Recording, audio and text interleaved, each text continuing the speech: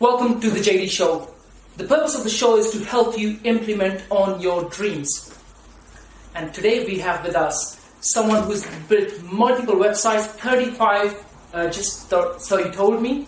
And the visitors to his websites are ranged from sort of 5 to 15 million a year. And so help me welcome Chris Haycock.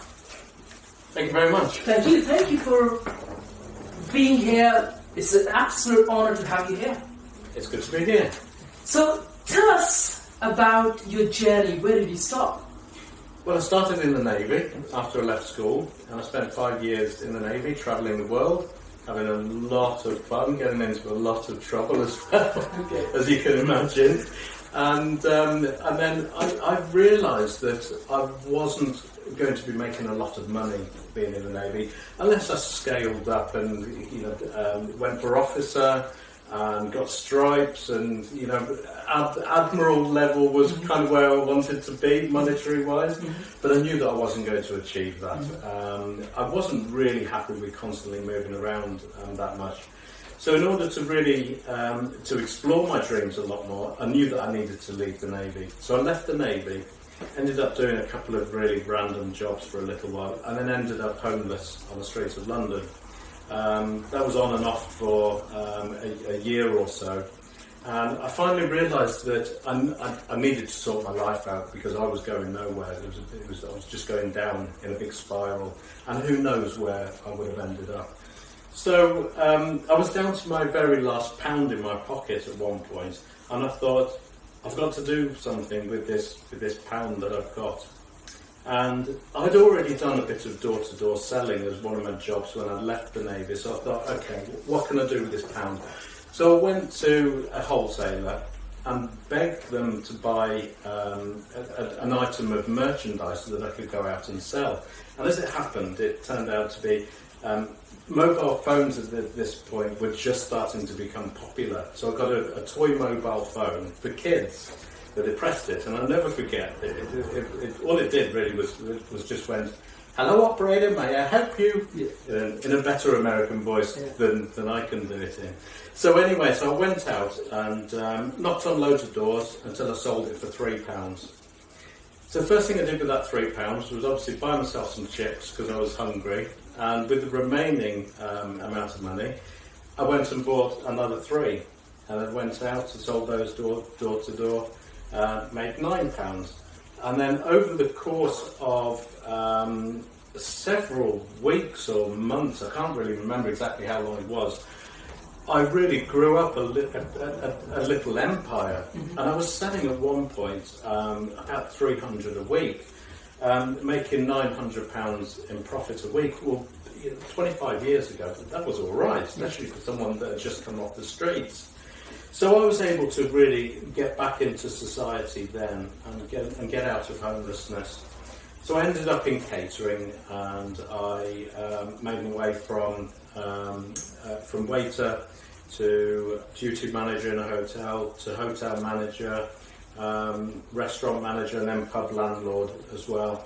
And I love the catering side of things because it teaches you everything that you need to know about customer service and looking after customers. But I still realised that wasn't really my thing. And how far do you want me to keep going? Should I just keep going? Tell us. It's all about stories. People engage in stories. People would love to know. I personally read most of your content. Whenever I'm on Facebook or whatever, I tend to read your posts. And it's not default, so it's see first on your post. And people would love to know more about you. How did you build all those 35 websites and multi-million visitors again? So it meant the transition really from the catering and hospitality side back into the digital side, or at least computers, because this was just as the internet was starting to take off. And I remember when I was doing a lot of the hotel work, I was responsible for the marketing and getting people into the hotel, into the restaurant, into the pub. So it meant a lot of creative marketing thinking, really. And I loved it. It was something that I could really be creative with. Now, as I mentioned, the internet was just about kicking off at this time, and I was just using it. I mean, a web page would take a minute or a minute and a half to load back then. That's how slow it was. But that, combined with my love of computer coding, because I was brought to ZX Spectrum and I used to make my own games, the marketing and digital went absolutely hand in hand, and I started creating a few, just messing around with some real amateur websites right from the very start. And I realised that I was quite good at it. I started getting quite good. So then I was hired by several different companies to do their. First of all, I started off just solely in the marketing, but then they saw that there was a real opportunity to capitalise on the internet. So I moved over into that, and from then on it just exploded. And I worked for several .com startups, and I helped really refine their strategy and start getting customers through the door into their website. And I learned a lot on the journey about consumer psychology. And once I combined the website development, the marketing, the design together, I realised I was onto an absolute winner. But I was making other people rich. I was making my bosses rich, and I thought, this is where I want to be. I want to be doing this myself. So I thought, right, okay, I'm going to build my own website. And it was the UK's first events listings website, BritEvents.com. And it went absolutely crazy. You still have that website? I still have it, yes. It's still going, albeit it doesn't get the same kind of traffic as it used to, because it was overtaken by the likes of Ticketmaster, Viagogo. Most of the ticketing websites now, if you search for anything like that, you get them. But I made a lot of money with that, especially through ticket sales, because I acted as an affiliate. And I thought, well, okay, if I can do it with one, I can do it with many. Because what I did with BritEvents was I automated it, so that I didn't have, once it was built, didn't actually have to do anything with it at all. So that freed me up to move on to the next one, and then the next one, and then the next one. And it got to the stage where I was working full time at the time as a digital marketing manager. And I thought to myself, this is just going crazy. I was starting to earn £4,000-5,000 a month, all in just pure profit. So I thought, I'm going to have to. Well, first of all, I came clean to HMRC, and I had to pay them a load of backdated tax that I owed. And then once I caught up, I incorporated my own business, click2.com, and then I just went for it full time and just gradually built a portfolio of websites, all in completely different niches and sectors. And it's just grown from there. Fantastic. I remember initially the first time when I spoke with you, and I was talking about the new platform that we were launching as well, and I remember discussing a little bit about strategy with you. Share with us at the core what are your values? What sort of principles do you work on? I know you're a hard worker, and what sort of strategies do you help with people? Strategies. Well, when I first started, I did everything underhand. I don't know whether you're familiar with the phrase black hat. Yes, of course I do. Everything that I did was black hat, pretty much everything.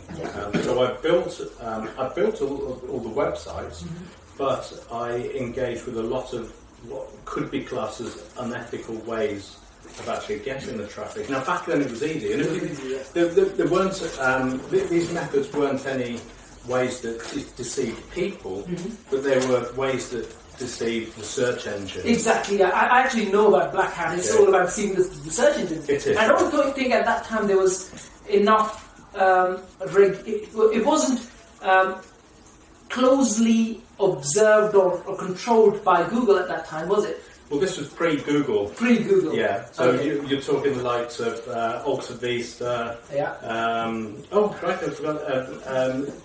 I can't remember the names of them, but there were 5 or 6 big ones that everyone used. before Google, and then Google came along.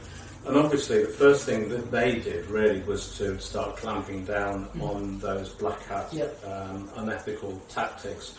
So I knew that I had to really change my ways. But from then on, I started to really to have a different outlook in terms of the way that I saw my business, because I knew that I had to be ethical, I had to be open, honest and transparent, and I knew that I had to work a hell of a lot harder to actually get to the same levels of success with the previous websites. So once I started doing that, the interesting thing was things started going even better.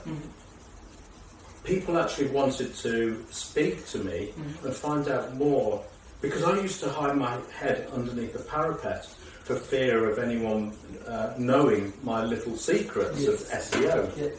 But the openness and honesty and transparency with everything has been the biggest factor in my business scaling. So really, those are my core values now: openness, honesty, and transparency. And obviously a lot of hard work. A lot of hard work, of course, that's true. Tell us, what sort of challenges did you face while getting from a point of being homeless at one, to be able to get to a point where you have, multi-million visitors, you manage 35 websites, you fly a lot. How did you get to that point, and what sort of challenges did you face through the journey? I would say the biggest challenge is money when you first start in that, because you obviously need a little bit, because you've got to have something to kickstart your journey. But a lot of people have got this misconception that in order to start a business you've got to go to the bank, or you've got to get investors on board, or you've got to raise money through friends and family. You don't really. All you really need to do is, because I very much believe in bootstrapping a business. So taking an idea and getting it to the stage where you find out whether it's viable or not before you put in all your effort, and then look at actually scaling it and growing organically. Now I know that a lot of people will go and find finance. That's great. I'm not saying that's the wrong thing to do, but in the very early stages, I see a lot of people trying to get a lot of money in order to at least get to pre-launch stage. But you really don't have to. It's the hard work that you need in order to do such things as research your market, research your competition, put together a minimal viable product, get something out there, and then start opening up a dialogue between you and the people that are going to be your future customers. And that's the most important thing, but it's to be honest, the hardest thing. And this is the biggest challenge in getting to a stage where you're beginning to grow. Starting can be incredibly difficult.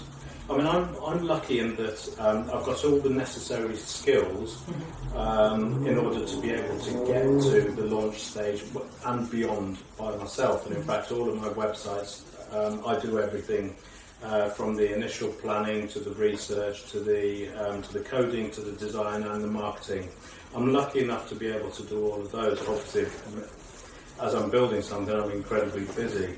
But yeah, the biggest challenge really is getting to that stage with little money. But you can do it, and I do really think that you have to explore ways of getting to a minimal viable product without actually having to end up owing the bank tens of thousands of pounds. Because if your idea is not going to be good enough by that stage, then you're wasting a lot of money, time, and effort.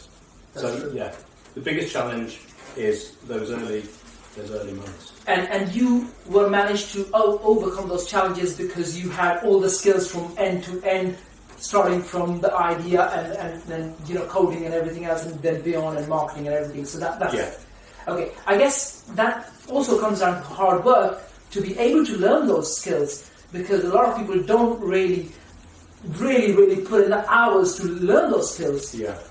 Well, it comes down to passion, doesn't it, at the end of the day? Because I love what I do so much. with a passion. If there's something that I don't know how to do, well, I'll just go out there and find how to do it. Or I'll experiment, and I will fail over and over and over again until I find that one time where I go, bingo, that's it. And then I can move on, and I've learned from that experience. I haven't had to go to someone else and spend thousands of pounds hiring someone for a month to get them just to create what it is I'm looking for. Just roll up your sleeves, get your hands dirty, and try it yourself. If you're still unable to do it, by all means, look at getting someone in. But a lot of the times, and I'm proof of this, because I'm not overly intelligent or anything. I just know how to. I've got the desire to actually go and find out how to do it myself first. It's a desire that counts. It is. I absolutely agree, yeah. And that's exactly how I've got all this knowledge from the whole end of the spectrum of marketing. It's just simply because it interests me, and I've wanted to find out. I've never once been on a training course. I haven't got any certificates or diplomas in marketing. None of that. Interesting. But that knowledge is all there. So I think I've spoken with you a couple of times before this interview, and one thing that I really kind of was really, it just really blew me when I was speaking with you, that I think personally I'm good with strategy. When I look at a business, I can look at it and think, okay, this is where it needs to, But I thought when I was speaking with you, I felt that strategically you're very, very clear. And but how did you learn, and how did you come up with these ideas at the 35 websites? How did you come up with these ideas, and how did you have clarity on strategy? How did you learn strategy in the first place? Well, the ideas. I'm an ideas person, and I spend a lot of time in the bath every single morning. Okay, that's interesting. Meditating. Okay. And that's where I get all my best ideas from. And in fact, it all started just simply because I found that if I meditated in the bath every morning, and it takes an hour, I'm cutting into my day, but I originally started doing it because I was really able to sit down at my desk once I was ready and have a very, very focused attitude towards what I needed to do that day, and I found it amazing. So meditation for me is fundamental for that strategy to really come out. But in terms of the ideas during the meditation sessions, and if anyone has ever done meditation, you'll know that your mind just goes off in a million different ways, and you just pick out ones and you go, oh, that's a great idea, that is. So then you store it in the back of your head, and when you come out of it, you write it down, and that'll be a future idea that I'll look into at the end, once I've caught up with the other things, which I've got a long list of things. In terms of how did I learn the strategy? Through failure. Because in the early years, what I would do would be to build something, launch it, and then think, oh no, I haven't thought about such and such or such and such. And the biggest one is not researching your target market. Yeah. I was a nightmare for that when I first started. I would be building loads of different things and then wonder why they flopped. Yeah. But because I was building them based on my spec and not what I understood about my target market. And once I started realising that the planning stage and research stage were probably the most important part of the whole thing, because you can't move past that stage and start building something unless you know everything there is to know about the people that you're trying to serve. That's true. And once you've got that into place, well, then that's a lot of your strategy, because then you know where your strategy has to go, because you've learned so much about your target market even before you started. True. The rest of it just kind of fits into place. And I've got my own methodologies for working my way through the design, development, the marketing and the growth thing. But they're all pretty much common sense, and they will come to you after you've done your initial research. Research is so important, but everyone misses it out. I think that's the most important part. Yeah, that's the most important part. Yeah, every time, because it will tell you whether you've got a product or not. Fantastic. So it's really learning through failures that you've been able to learn how to have clarity on the strategy and the rest of the steps that need to be done to be able to get to a point where you've launched it, which is where most people struggle as well. They have an idea, they do something about it, but then they really struggle to get to a point where they can actually get it out. Yeah. Because sometimes it's not just the research, I guess, that is vital to be done, but sometimes it's about launching and getting feedback and then improving with it as well, which again a lot of people don't even get to that point. And then obviously with your skills being able to get to a point where you've scaled them you with multi-million listers. Yeah, and the whole point about the launch phase of any project, really, there's two things you can do. You can throw an absolute shed load of money at it and hope it sticks and grows, or you can open dialogue. And this is what I've found is the most important thing from taking it from a minimal viable product through to something that's going to be scaling, and that is by communicating to the people that are going to be using that product. Because if you've taken it so far down the line and your customers are saying, we don't know how to use it, or we can't use it, or we're having problems with such and such, you've got to then go back. Whereas if you start talking to people during the launch phase and be open and honest with them, I always say, look, there's going to be bugs in this, but by using it, you'll be the first to be to reap the benefits of using it. Because always build something that's got benefit for others. So it's really talking to people as you're, in fact, throughout the whole lot. Yeah, but as you're getting closer and closer to the launch, talking to people, and it's a lot of people are very secretive about their ideas pre-launch. You don't need to be. No, you really don't. I think I can be sometimes like that when I'm talking with an investor. I spoke with someone the other day. I was slightly conscious and slightly secretive, you can say. Yeah. Even though I knew he was going to be one of the main users of the platform, I was still slightly secretive. And you're saying that that's not the right way of doing it. Be open about it. Well, it depends, doesn't it? But I've found that every single thing that I've built, that I've told people about, no one's gone and copied me. A lot of people have gone, wow, what a great idea. But I've not had any competition. So it kind of makes me think, well, in fact, my own mentor, sort of mentor, is I look up to him in that way. A person called Mo Nawaz, he's very popular on forums. He did tell me once that there's no point in keeping your idea secret, because at the end of the day you've got to go out and talk to people about it. Exactly. You've just got to just go ahead and do it and make it better than anyone else's. So Chris, share with us what's the aspiration? Where do you see yourself in the next 2, 3, 5, 10, 15, 20 years time? 20 years is a bit too far for me, but I'm having high blood pressure. I don't know when I'm going to drop a kilo over at any time. So I'll just take it day by day. But really, because I've got some issues with repetitive strain injury, RSI, just being at a desk for decades, working on a computer has become excruciating. So, although I've got a multitude of different websites, they're all. I don't intend to do anything. I'm not going to sell them off or anything, because they provide a nice little residual income for me. But what I want to do is to start helping other people again. I've got to the stage where I've built up a little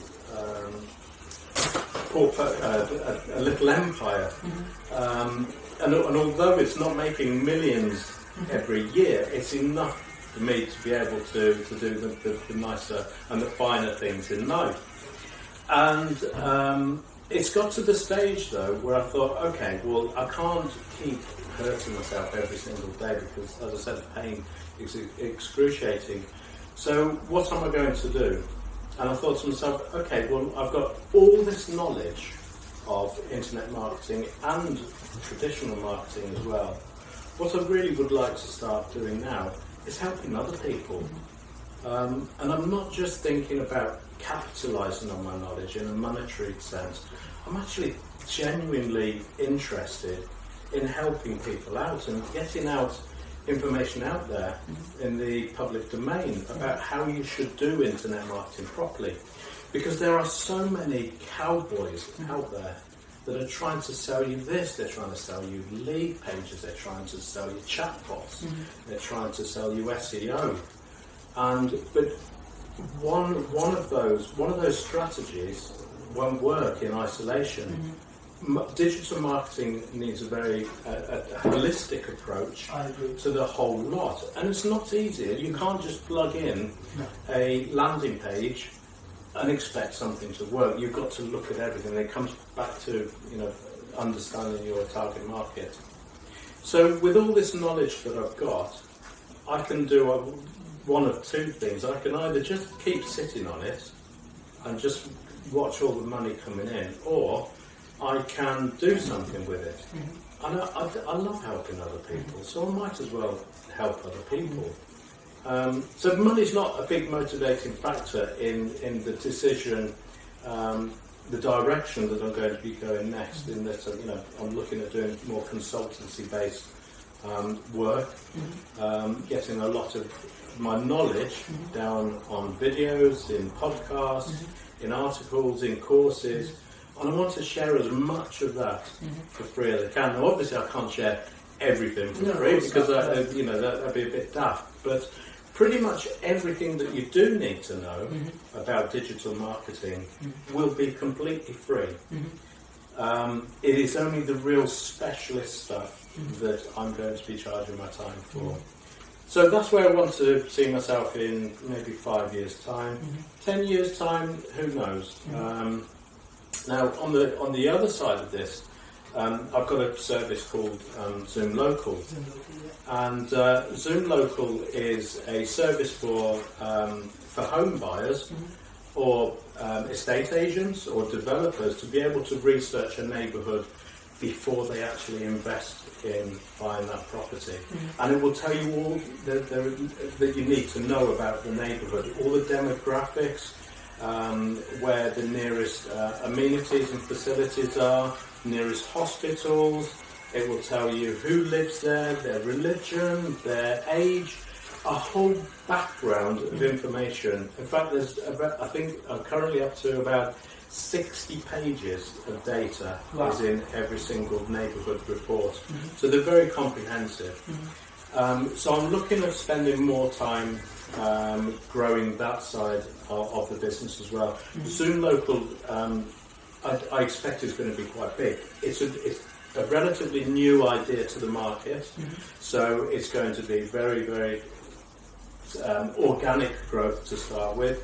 But I'm already working with several surveyors, companies who I'm partnering up with as well to get the reports out there, and everything looks promising. So there's both the consultancy side of things and Zoom Local. They're going to be my big focus, I'd say, for the next 5 years. Fantastic.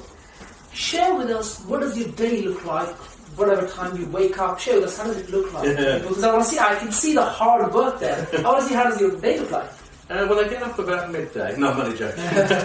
Go and fly my plane. No, I'll get up when I need to get up. Obviously, with having 2 8-year-old twin girls, I have to get up relatively early, 6:30 every morning, out of bed, sort their breakfast out, get them ready, with the help of my wife, of course. I get them ready for school, so I do all of that, and then they're out of the door, and then I will actually go and meditate in the bath for an hour. Once that's done, I feel all raring to go, so I sit at my desk, and from 9:30 through to about 5:30, maybe earlier if I'm doing that, if I fancy a short day. It is just purely about taking sorry, I'm trying to get my words here. It's all about accomplishing what I set out to do for that day. And I won't stop until I actually do this, and much to, the disappointment of my wife, because sometimes I'll work right up until midnight or whatever. If I'm passionate about what I need to do for the day, I'll just get it done.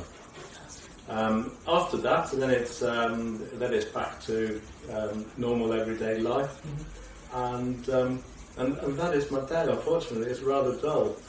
Let me ask you this. Now, this is a question I would love to ask you. How many times do you fly on a day? Unfortunately, it's not every day, but I try and go flying once a week, once every 2 weeks if I'm busy doing something. The good thing about it is that because I'm so passionate about flying, and I love the feeling of freedom that it gives me, I spend so much time at a desk on my computer creating and building and writing flying is the perfect antidote to that, because it enables me to really switch off, just get up, it's just me in the clouds, and just some of the country's most amazing scenery. Once every week or two I'll try and get up for a few hours or so. You also have a charity called Kickback. Tell us about it.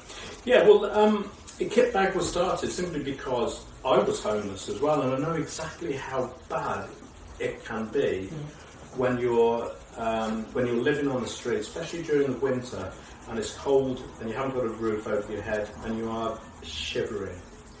So when my business got to the stage where I was able to really look at what I've got and think, oh, I'm becoming successful now, that was when I started thinking to myself, okay, well, I want to do something with that success.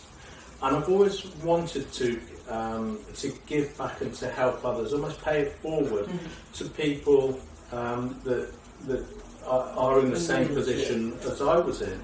So I started a charity called Kickback, and what Kickback is we distribute packs, hence the name Kickback.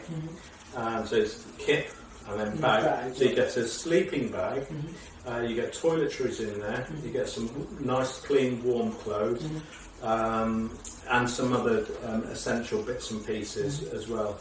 And to be honest, we're not looking to eradicate homelessness, because we can't on our own. Obviously, if government can't do it, there's absolutely nothing that we can do. In fact, we just leave politics out of it whatsoever. We don't get involved with any kind of politics at all. But what we really want to do is, our main aim is just to keep people alive. Because people are dying on the streets. And so if we can save the occasional life by distributing these kit bags to people that are sleeping rough on the street, then it's the least that I can do. So there were 3 of us that started it, and I think we started it in 2016, and we've managed to get I don't even know how many we've distributed, but it's been a lot to cities and towns around the UK. So it's been worthwhile. Fantastic. So tell our audience, where can they find you, how can they follow you, and how can you help them? Okay. Well, if you do want to get in touch with me, I've just launched my new website, chrishaycock.co.uk. All my contact details will be on there, along with my portfolio of websites. They're all listed there as well, so you can have a little bit of a gander. Otherwise, you can also contact me through Zoom Local. So if you want to have a really good look at what Zoom Local can offer estate agents and people in the property business, come and speak to me, and perhaps we can do something together sometime. I'm always open to some kind of collaboration. So either of those methods, in fact, any of my websites, it doesn't matter which website it is, those emails always come through to me. So as you can imagine, my inbox is full every single day. But yeah, that's the best way. So you can find him on chrishaycock.co.uk. You can also check zoomlocal.com if you are an estate agent. .co.uk. Zoomlocal.co.uk. If you're an estate agent and you'd like to collaborate with Chris, you can contact him directly through most of his pages. I follow him on Facebook very closely as a C first rather than default, because you can read his posts and they are very intriguing, many of them, and great stories. He tells you great stories you can read. At the same time, you can see him flying pretty much every week, every other week. So yeah, thank you for watching and have an absolutely amazing day. Take care. Bye for now. Thank you. Thank you.